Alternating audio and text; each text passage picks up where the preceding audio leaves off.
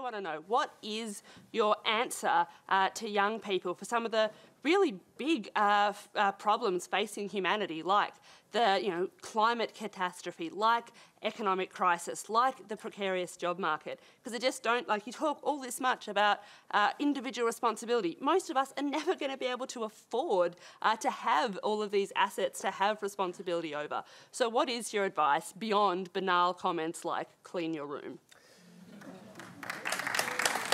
Well, it's actually rather difficult to answer a question that ends with your comments are banal, politely.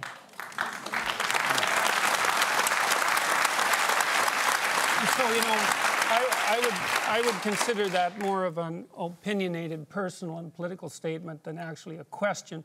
So why don't you try reformulating that so that there's an actual question there? What is your...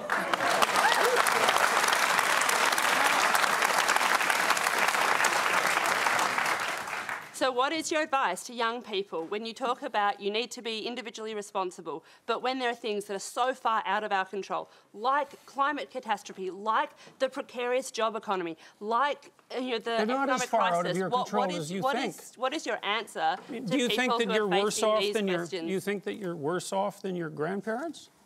I think there are different challenges. Do you think you're worse off than your grandparents? I think that... Jordan, once again, we're not going to cross-examine our questioners.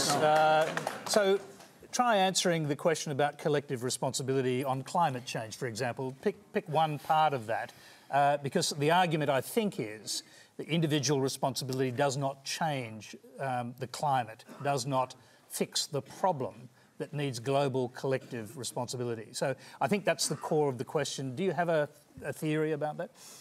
Well, fundamentally, I'm a psychologist, and my experience has been that people can do a tremendous amount of good for themselves and for the people who are immediately around them by looking to their own inadequacies and their own flaws and the things that they're not doing in their lives and starting to build themselves up as more powerful individuals. And if they're capable of doing that, then they're capable of expanding their career.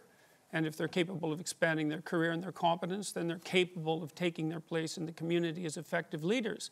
And then they're capable of making wise decisions instead of unwise decisions when it comes to making collective political decisions. I'm not suggesting in the least, and have never suggested, that there's no domain for social action. I'm suggesting that people who don't have their own houses in order should be very careful before they go about reorganizing the world, which happens in many ways. So, can I just to... If a young person believes that the climate, the global warming problem on the climate is something that needs to be tackled quickly, and they can't wait until they grow up and become prime ministers to do it, do you think collective responsibility overrides individual responsibility in a huge issue like that? No. Okay. I don't. Okay.